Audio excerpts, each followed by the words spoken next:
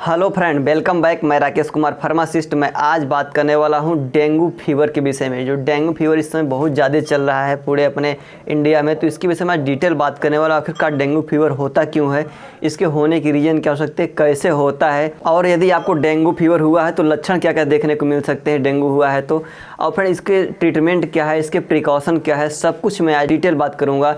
इसके आयुर्वेदिक क्या मेडिसिन होती है, क्या उपचार होती है, इसके एलोपैथिक क्या उपचार होती है, होम्योपैथिक, सब कुछ मैं डिटेल बात करने वाला हूँ। तो फ्रेंड हमारे वीडियो के अंत तक बने रहेगा, आपको सब कुछ डिटेल पता चल जाएगा। तो सबसे पहले मैं बताता हूँ कि डेंगू फीवर होता कैसे है। तो एक डेंगू वायरस के कारण डेंगू फीवर होता है। डेंगू वायरस कैसे फैलता है इसकी अगर हम बात करें तो मेनली जो मॉस्क्यूटो के द्वारा होता है। जो मच्छर होते हैं, शायद आप जानते होंगे कि मच्छर को काटने से मलेरिया भी होता है, लेकिन मच्छर जो होते हैं वो कई प्रकार के तरीके से होते हैं, कई प्रजाति के होते हैं। जैसे कि अगर मादा एनाफिलीज की हम बात करें तो इससे क्या होता है, मलेरिया होता है। लेकिन अगर हम डेंगू की बात करें तो डेंगू जो होता है एडिस एगिप्टी नामक एक मच्छर होते हैं, प्रजाति होती है, इसको काटने से होता है जो डेंगू बहुत ज़्यादा फैलता है। जो कि ये एक दूसरे में फैलाते चले जाते हैं, मच्छर काटते चले जाते हैं और फैलता चला जाता है।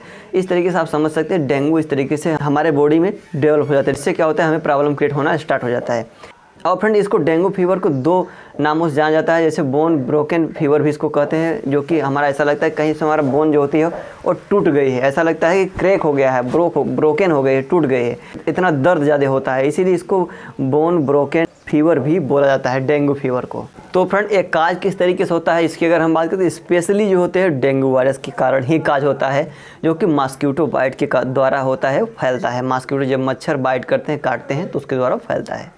तो फ्रेंड अब आइए हम बात करते हैं इसके सिम्टम क्या क्या देखने को मिल सकते हैं। डेंगू अगर आपको हुआ तो क्या क्या लक्षण देखने को मिल सकते हैं, जिससे आप समझ सकते हैं कि हमको डेंगू हो गया है। तो फ्रेंड डेंगू में हेडेक हो सकता है, सिर में दर्द हो सकता है बहुत ज़्यादा, हाई फीवर हो सकता है लगभग अबाउट 104 फ़ारेनहाइट आपका लगभग हो सकता है, टेम्परेचर बॉडी का बहुत ज़्यादा हो सकता है, और फ्रेंड लॉस ऑफ एपेटाइट, भूख लगना बहुत ज़्यादा कम हो सकता है, या फिर बॉडी में एच हो सकता है, बॉडी में ऐठन जैसे हो सकती है, दर्द हो सकता है, डायरिया हो सकता है, वोमिटिंग हो सकता है, या फिर फटीग हो सकता है, बहुत ज़्यादा थकान न लग सकता है, या फिर आँखों में आपको दर्द हो सकता है, आई पेन कर सकता है, या फिर नी पेन, आप घुटनों में आपको पेन हो सकता है, या नोज ब्लीडिंग भी हो सकती है, या फिर रेड स्पॉट आपके बॉडी पर रेड स्पॉट दिख सकते हैं, धब्बे दिख सकते हैं, या फिर आपको सुस्ती जैसी महसूस हो सकती है। तो ऐसे कंडीशन अगर आपको देखने को मिल रहा है तो आप समझ सकते हैं कि हमको डेंगू फीवर हो गया है।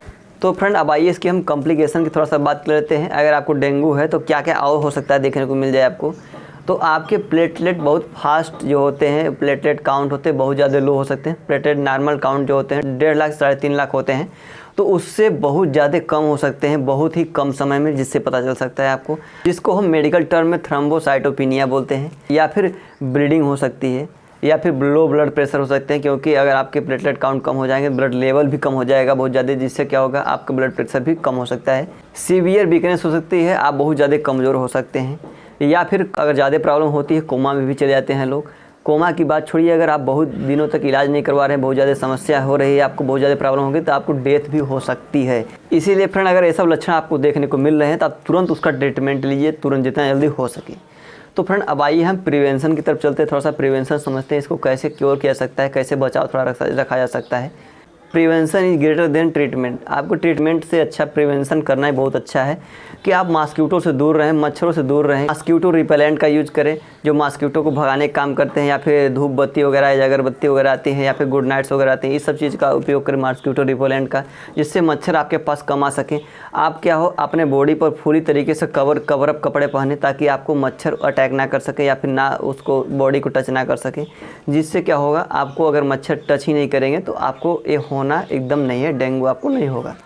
तो फ्रेंड अब आइए हम डायग्नोसिस की बात करें तो इसकी डायग्नोसिस क्या क्या देखने को मिल सकते हैं। तो सबसे पहले इसको हुआ है वो इमीडिएटली तुरंत क्या करें, उसकी डायग्नोसिस तुरंत करवाएं। ब्लड टेस्ट तुरंत होता है, ब्लड टेस्ट से पता चल जाता है कि आपको क्या है, आपके प्लेटलेट काउंट पता चल जाती है, जिससे समझ में आ जाता है कि आपको डेंगू है या नहीं है। या फिर डिजीज़ की कंडीशन देख के, सिम्टम देख के समझ में आ जाता है कि किसको क्या है, डेंगू है या इसको, या डेंगू नहीं है पेशेंट को। इस तरीके से इसकी डायग्नोसिस की जा सकती है। तो फ्रेंड यदि ऐसी कंडीशन देखने को आपको मिल रही है तो सबसे पहले आप वाटर का सेवन जो है, पानी का सेवन बढ़ा दीजिए, वाटर अमाउंट का लेवल बढ़ा दीजिए, लगभग 5 से 7 लीटर पर डे पीना स्टार्ट कर दीजिए, क्योंकि इसमें क्या होता है फ्लूइड इलेक्ट्रोलाइट इम्बैलेंस होते हैं, लॉस होते हैं, जिससे क्या होगा, अगर वाटर की अमाउंट बढ़ा देंगे आपको तो ये सब चीज़ें मेंटेन होना स्टार्ट हो जाएगी। और फ्रेंड इसमें सिर्फ यूज ओनली पैरासीटामॉल, सिर्फ पैरासीटामॉल टेबलेट्स यूज की जाती हैं, न कि आप एसाइक्लोफेनेक्स या अदर NSAIDs नहीं दे सकते, नॉन स्टेरॉइडल एंटी ड्रग्स जो होती हैं अदर, जैसे एसाइक्लोफेनेक में या सेरोटोपेप्टिडेज में या निमोसलाइड पैरासीटामॉल में आप न दीजिए, एकदम न दीजिए। सिर्फ पैरासीटामॉल आप प्रेफर कर सकते हैं, ओनली पैरासीटामॉल। और बीपी का कंटिन्यू मेजरिंग कर सकते हैं, मॉनिटरिंग कर सकते हैं, जिससे पता चल सकता है बीपी स्लो हो रहा है या कम हो रहा है, ज़्यादा हो रहा है। और प्लेटलेट काउंट जो होते हैं वो लगातार मेजर किए जाते हैं, लगभग 1 दिन या 2 दिन के अंतराल में मेजर किए जाते हैं, जिससे पता चल सकता है कि प्लेटलेट काउंट बढ़ रहा है या घट रहा है। सपोर्टिव केयर भी दी जाती है, जो हॉस्पिटल में आप जा सकते हैं, तुरंत IV फ्लूइड्स वगैरह चढ़ाए जाते हैं, जो इलेक्ट्रोलाइट इम्बैलेंस हो जाते हैं उसको रिप्लेस करने के लिए इलेक्ट्रोलाइट चढ़ाए जाते हैं, जो कि बाटल्स वगैरह होती है वो यूज़ की जाती है। जैसे अगर हम बात करें तो RL भी चढ़ाई जाती है, DNS भी, D5 भी, NS सब कुछ चढ़ाया जा सकते हैं, इसमें कोई भी प्रॉब्लम नहीं है, आप दे सकते हैं।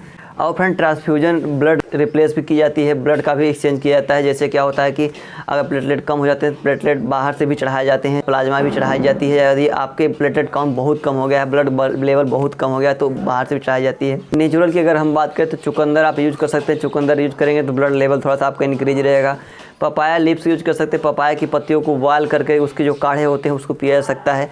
आंवला का जूस आंवला लिया जा सकता है। कीवी फल यूज़ किए जाते हैं जो कि बहुत अच्छा होता है। कैरेट यूज़ कर सकते हैं आप, गाजर वगैरह यूज़ कर सकते हैं, जो सलाद वगैरह आती है बहुत ज़्यादा आप सलाद यूज़ कर सकते हैं गाजर में। या फिर कोकोनट जो वाटर होते हैं उसको यूज़ कर सकते हैं। नारियल का वो जो पानी होता है बहुत अच्छा बेनिफिशियल इफेक्ट देता है इसमें। और फ्रेंड गोट मिल्क, बकरी के दूध आप आसानी से यूज़ कर सकते हैं, बहुत ही ज़्यादा बेनिफिशियल इफेक्ट देता है इन सब कंडीशनों में। तो फ्रेंड और थोड़ा सा आइए टैबलेट्स की बात कर लेते हैं, थोड़ा सा आयुर्वेदिक या एलोपैथिक कौन कौन सी यूज़ की जाती है प्लेटलेट के लिए। तो प्लेटेंजा हो गया, आप इसको आसानी से यूज़ कर सकते हैं। या फिर प्लेरिका आता है, इसको यूज़ कर सकते हैं। कैरिकिल आता है, इसको आप आसानी से यूज़ कर सकते हैं। दिन में सुबह शाम करके 1-1 टैबलेट या फिर 2-2 टैबलेट, जैसी भी कंडीशन होती है। इसके फ्रेंड सिरप भी आते हैं, सिरप भी दोनों टाइम यूज़ किए जाते हैं, सुबह शाम दोपहर करके, जैसी कंडीशन होती है उसके अनुसार डॉक्टर प्रेफर करते हैं, क्योंकि बहुत अच्छा बेनिफिशियल इफेक्ट देता है। और फ्रेंड इंजेक्शन की अगर हम बात करें तो रोमिप्लास्टिन होते हैं जो इंजेक्शन दिए जाते हैं, आप इसको भी आसानी से यूज कर सकते हैं। इम्यूनोग्लोबुलिन भी दिए जाते हैं, एंटीबॉडी जो वगैरह होती है अगर कभी कम हो जाती है तो इसको भी यूज़ किया जाता है, बाहर से दिया जाता है, जिससे क्या होता है अच्छी तरीके से बेनिफिशियल इफेक्ट देखने को मिल जाता है। जो रोमिप्लास्टिन होती है इसके 8 घंटे की, इसको 8 घंटे के अंतराल पर लगातार दिया जाता है, जिससे क्या होता है बहुत जल्दी रिकवर रेट बन जाती है। कुछ टैबलेट की बात करें तो इल्ट्रोम्बोपैक टैबलेट्स आती है, इसको भी आसानी से यूज़ किया जाता है। स्टेरॉयड भी दी जाती है, जैसे डेक्सामेथासोन हो गया या फिर बीटामेथासोन हो गया। और फ्रेंड गिलोय की घनवटी जो आयुर्वेदिक आती है, इसको भी आसानी से यूज़ कर सकते हैं, जो इम्यूनिटी बूस्टर का भी काम देती है और आपके ब्लड लेवल भी को थोड़ा बहुत इंक्रीज करने काम करती है, जिससे आप बीमारी के कगार से थोड़ा सा ऊपर आ सकते हैं। जो कि गिलोय की घनवटी आप किसी भी कंपनी ले सकते हैं, डाबर का भी आता है, वैद्यनाथ का भी आता है, पतंजलि का भी आता है, कोई भी कंपनी का आप आसानी से यूज कर सकते हैं। तो फ्रेंड और अब अगर थोड़ा सा होम्योपैथिक मेडिसिन की बात करें तो करिका पपाया वगैरह आता है, इसको आप आसानी से यूज कर सकते हैं, जो कि आप उनसे सलाह लेकर, होम्योपैथिक के जो डॉक्टर्स होते हैं उनकी सलाह लेकर के आप आसानी से यूज कर सकते हैं। और फ्रेंड यदि ज़्यादा समस्या होती है तो प्लाज्मा एक्सचेंज किए जाते हैं। जो प्लाज्मा होता है वो क्या होता है ऊपर से बाहर से दिए जाते हैं, जिससे क्या होता है बहुत ज़्यादा जल्दी से रिकवर होता है।